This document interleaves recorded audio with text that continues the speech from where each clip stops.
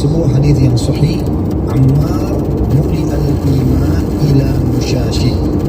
Ini diriwayatkan oleh Abu Nuaim. Ammar telah dimasuki atau iman telah masuk dalam tulang-tulang, telah mendapatkan iman dan masuk sampai ke tulang-tulang busuknya atau tulang-tulang dan sumsum tulangnya. Dalam riwayat lain kata Nabi SAW, Ammar mulia imanan ila musyashi. Sesungguhnya Ammar telah dipenuhi dengan keimanan sampai ke tulang-tulangnya.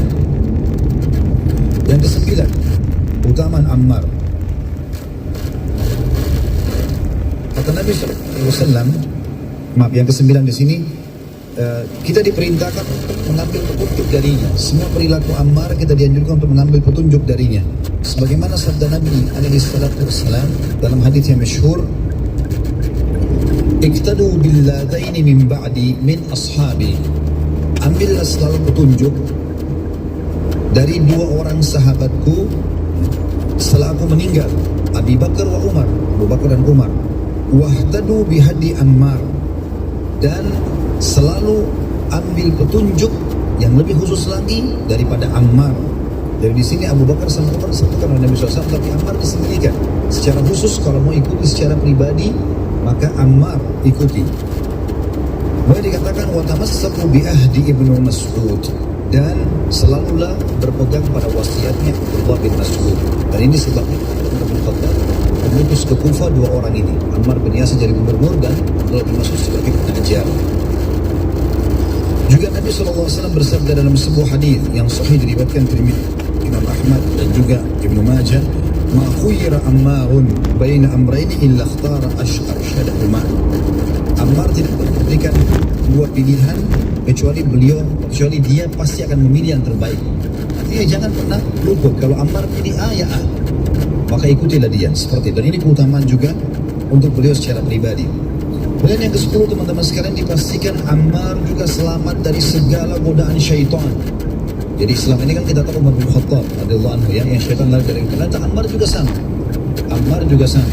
Dan itu diberikan kesaksian oleh Abu Darda radhiyallahu anhu ajma'in. Disebutkan dalam sebuah riwayat bahwasanya Abu Darda pernah berkata kepada salah satu tabi'in yang kebetulan datang kepadanya. Jadi tabi'in ini kebetulan dia bernama Alqamah. Dia berkata, aku datang ke negeri Syam, lalu aku sudah dua rakaat di masjid jami'nya negeri Syam. Ya Allah memudahkan aku untuk menemukan kaum yang saleh. Lalu aku mendatangi satu kaum, maksudnya dalam masjid itu lagi ngumpul. Aku coba duduk bersama mereka. Tiba-tiba seorang laki-laki yang telah berumur datang dan duduk di sampingku. Aku bertanya, siapa anda ini? Kata Alqamah bertanya kepada orang yang baru datang. Lalu dia bertanya kepada orang-orang yang ada, bukan kepada orang ini. Dikatakan siapa orang ini? Alqamah bertanya kepada orang sekitarnya, lalu mereka menjawab Abu Darda. Aku berkata kepadanya langsung, Abu Darda, sesungguhnya aku telah berdoa kepada Allah akan memudahkan aku untuk menemukan seorang kawan yang saleh. Maka Allah mengirim anda kepadaku.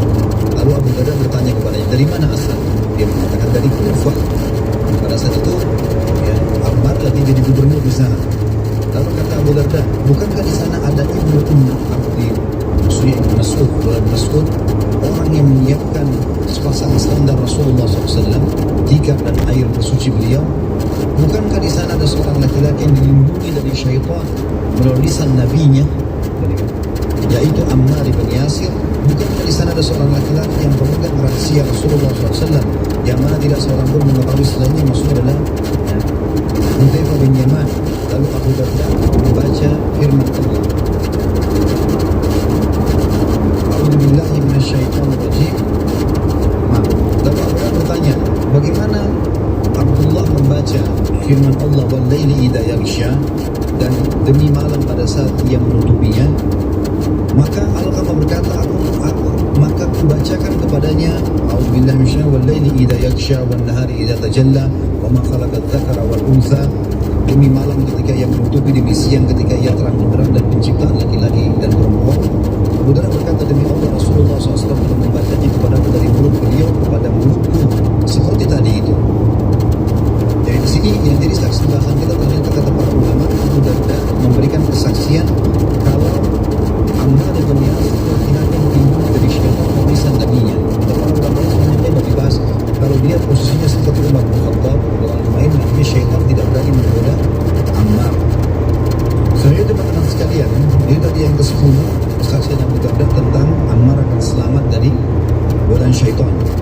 ke-11, Ammar mati syahid, dan matinya Ammar adalah merupakan kebenaran sedang berada kepada Ali radhiyallahu anhu ajma'in, dan juga mukjizat dari Nabi alaihi salatu wassalam. Saya jelaskan dulu.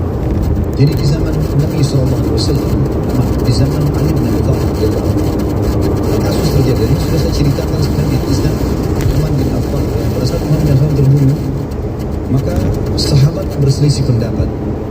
Karena yang membunuh tidak jelas siapa. Penduduk Madinah, saya reviewkan kembali. Penduduk Madinah mengatakan kita harus punya pemimpin dulu agar pembunuhnya Uthman bin Affan, Amirul Mukminin radhiyallahu anhu ajma'in, ini bisa ditangkap. Maka penduduk Madinah, Hijaz, Makkah dan Madinah membayar Ali bin Abi Thalib radhiyallahu anhu. Sisi yang lain, wilayah terbesar Islam pada zaman itu adalah negeri Syam, dan pasukan militer yang paling kuat di negeri Syam, karena memang itu perbatasan antara Muslim sama kafir kan, maka selalu ada jihad di sana. Itu dipimpin gubernurnya oleh Muawiyah bin Abi Sufyan. Sebelumnya kakak adalah Yazid, dan yang memilih Yazid dan Muawiyah adalah Umar bin Khattab. Jadi ini punya kedudukan juga. Kebetulan Muawiyah adalah sepupunya Utsman bin Affan, sepupu.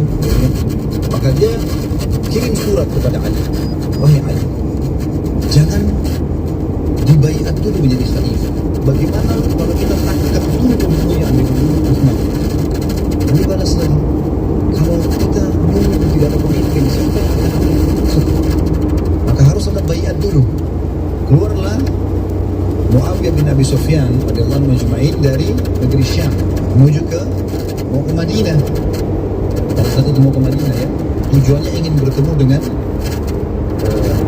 Ali bin Abi Thalib. Ali bin Abi Thalib rupanya pada saat itu dikirimin surat oleh orang-orang Irak, kalau kami mendengar Muawiyah keluar membawa pasukan akan menyerang Anda ke Madinah. Itu tidak mungkin kayak kita sekarang. Saya informasikan bisa tidak bisa segala macam.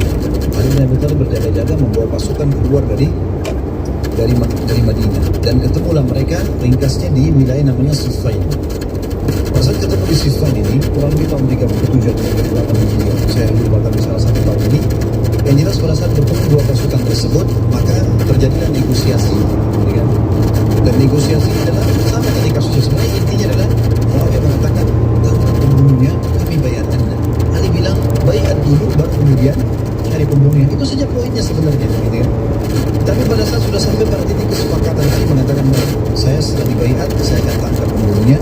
Rupanya di dalam kelompok ini ada kaum Khawarij yang memang tidak suka dengan Muawiyah, tidak suka dengan Ali, dua-duanya. Nanti kita lihat setelah peperangan ini tidak selesai, kaum Khawarij itu akan memerangi kaum muslimin, memerangi Ali bin Abi Thalib, dan hanya diperangi oleh Ali radhiyallahu anhu. Ini sudah sepanjang lebar saya jelaskan di kisah Uthman bin Affan dan Ali bin Abi Thalib radhiyallahu anhu. Ringkas teman-teman sekalian, rupanya pada saat sudah mau bubar, besoknya sudah mau pulang, malam hari itu kaum Khawarij melempar anak panah dari kemah Muawiyah, dan sebagian mereka melempar juga anak panah dari yang ada apinya ya, dari pasukannya Ali. Kemudian mereka teriak sambil mengatakan telah berkhianat pasukan Muawiyah, pasukannya Ali. Lalu pasukan mengatakan telah berkhianat pasukan Ali, terjadilah peperangan lagi dan bisa dibendung lagi dan terjadi fitnah. Pada saat itu teman-teman sekalian, di pasukan Ali bin Abi Thalib waktu itu ada Ammar bin Yasir radhiyallahu anhu. Ammar tidak pernah mau tinggalan kesempatan jihad. Waktu Ali ngajak, dia tahu di pemerintah sudah dibayar, tapi dia pun ikut, gitu kan? Terjadi peperangan pada saat itu. Terjadi peperangan. Pada saat terjadi peperangan ini, dan Ammar sudah tahu kesepakatan antara Muawiyah sama Ali itu jelas. Mereka akan bubar, dan dia adalah penyebab fitnah nih. Dan Ammar waktu itu sudah berumur 93 tahun. Maka beliau dengan perasaannya, namanya firasatul mukmin, tahu kalau ini kayaknya akhir hidupnya. Maka beliau berkata kepada orang-orang sekitarnya, datangkan untukku segelas susu. Kalau datangkan segelas susu, lalu beliau berkata setelah minum susu tersebut, sungguh ketahuilah Rasulullah SAW telah bersabda kepadaku, hai Ammar, engkau akan diperangi oleh kelompok yang memberontak, dan akhir yang konsumsi sebelum mati syahid, mati, itu adalah susu. Kata Ammar, aku tahu aku sudah akan dekat dengan surga. Dan ketahuilah hai muslimin, sebenarnya aku akan bertemu dengan Rasulullah SAW dan para sahabatnya. Mengasahkan dari majlis ilmu yang mulia ini, pada nama Allah, pada sahabat saya mohon dimaafkan. Subhanakallahumma wa bihamdika, asyhadu an la ilaha illa anta, astaghfiruka wa atubu ilaik. Wassalamualaikum warahmatullahi wabarakatuh.